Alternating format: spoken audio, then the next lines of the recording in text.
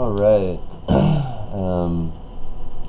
Redoing my hypersomnia video diary day 4. I recorded day 4 last night, and I'm not sure what happened, but saw a comment on the video today saying there's no sound, and I went back and checked it, and there was no sound. I checked the original video, and for some reason there was no sound, although I've been recording each of these videos the same way. Bummer, because all these videos I'm not editing them, and I didn't want to redo or edit or change anything about them.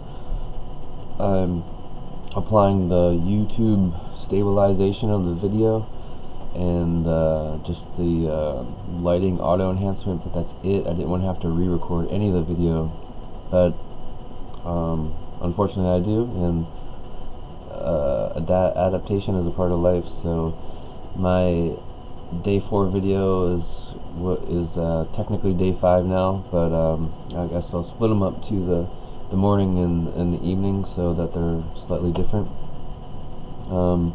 Today is Sunday, and it's 12:54 p.m. I did the video yesterday at 6 p.m.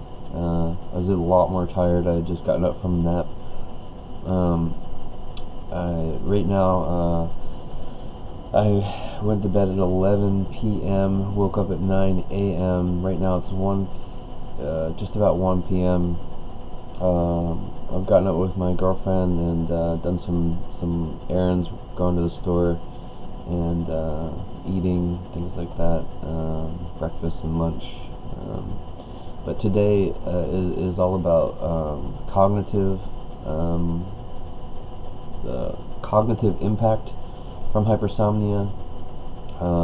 Also, we'll touch on if you've ever heard the term sleep drunkenness or sleep drunk, and then memory too. So the cognitive ability. Have you ever been tired and tried to take a test? Have you ever been tired and driving? Have you ever been tired and tried to carry on a very in-depth conversation? Have you ever been tired in an emergency? Have you ever been tired at a happy event, a party? What was your cognitive ability? How much did you remember from that? How much were you able to engage? How much did you process and correctly understand in terms of conversation, your perception of things, stuff like that? Probably diminished. So one of and there's several that are pretty important, but one of the biggest symptoms of hypersomnia is a diminished cognitive ability, right? If you're tired, how can you what I think about, or the way that I try to explain it sometimes, is when you're tired, you're using all your body's energy, all your body's mental capacity, all of your soul, everything, to literally keep your eyes open and keep walking, or keep talking, or keep trying to problem solve, or whatever you're doing at that moment. And if you're doing all of your energy, every ounce of your body, and this isn't being lazy, okay? This isn't being like, I didn't get enough sleep last night and I just don't feel like getting up. This isn't being like, well, I don't want to think about this or do this. Most times I want to be doing the thing that I'm trying to do so hard that I cannot do.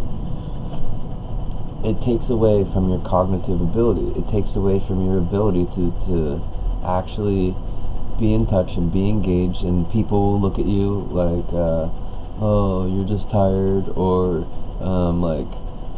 like so many times people will call me Eeyore, like, or sleepy. Like I would get these nicknames throughout my late teens and early 20s, like people saying that I'm so mundane sometimes that I sound like Eeyore, like, because obviously when you're tired you probably talk a bit more monotone like this, and your responses will be more like, yeah, that sounds cool, let's do that, instead of, alright, awesome, I feel wonderful. For me to turn that on right there, it required an excess amount of energy, okay? Something else that is greatly lost in another symptom of the cognitive, aspect of hypersomnia is memory. There's a lot of things in my life that I don't remember, and I simply can't remember. Now I remember where I was born. I remember what my house looked like growing up. I remember several of the places we moved. I have full, great, wonderful memories of, going on vacations with my mom and stepdad, or going hiking with my dad and stepmom. I have great memories of these things, memories of all my brothers and families, but at a very low capacity, and I feel like that is being amplified as I get older. I'd like to put out there, as far as my cognitive and intellectual abilities, I've been employed my whole life. My first jobs I started when I was 14 or 15, as soon as you could in the state of Maryland. I've always been an A, B, maybe an A minus, B plus student. So my GPAs throughout high school and college were a 3.4, 3.5. I graduated with my Bachelor's of Science in Information Technology Systems Management, and I also have a certificate in studio audio recording, so I can be an audio engineer for recording bands and things like that. I'm educated, and that's not in any sort of arrogant way. I've been through school. I did well in school. I can write. I feel like very good communication skills and things like that, and hypersomnia takes away from those things. I think I was going more onto the memory aspect of it now, and I'd like to tell, a bit of what's a normal occurrence for me is that I'll be with my friends, my family. I'll start telling a story, maybe something we did 5 years ago, 7 years ago, 10 years ago, 15 years ago. And more times often than not now, it sounds like something I would have been a part of. It sounds like something familiar. It sounds like something that I want to remember.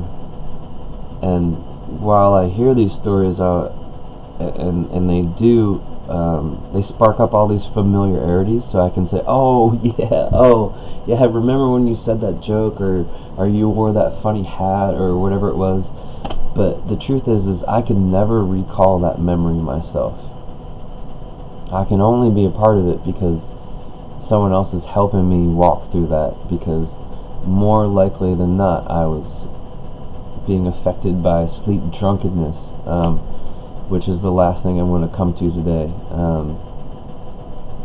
Sleep drunkenness is probably better references being groggy.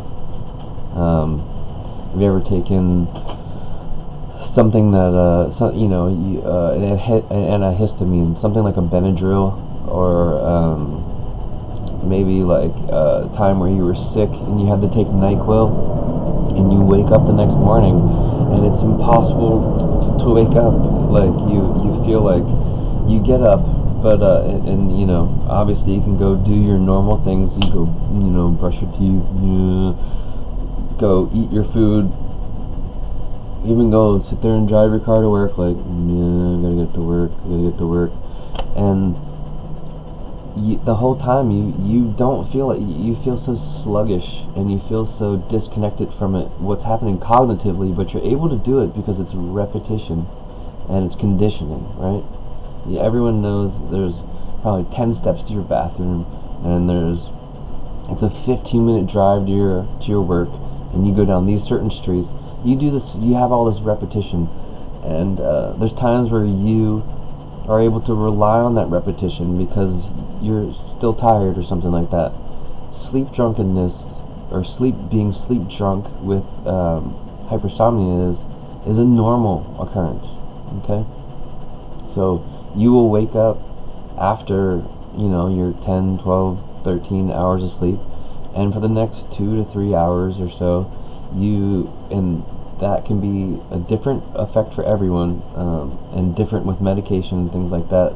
But unmedicated, you wake up and you feel as though you're almost drunk in your head, but you feel drunk from sleep, in the fact that you don't feel intoxicated to the point where you feel sick. There's times where I've been so tired that I've physically felt nauseous, but you don't normally feel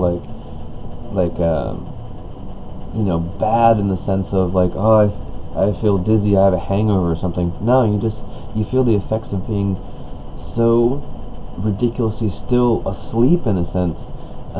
You're up and you're awake, but you're not really fully awake, and that's really what sleep drunkenness is. And it's a continuation of, you took a nap, it could be a 10-minute nap, and you wake up and then suddenly for the next 2 to 3 hours you feel sleep drunk. So I'm gonna stop it there. Hopefully this audio works, and I'm sorry that the last audio didn't work, and it's a bummer because I want all these to be improv. And my camera angle looks really, maybe that's sharper, that's a little bit better. Again, all this is just fine tuning, and we'll get better.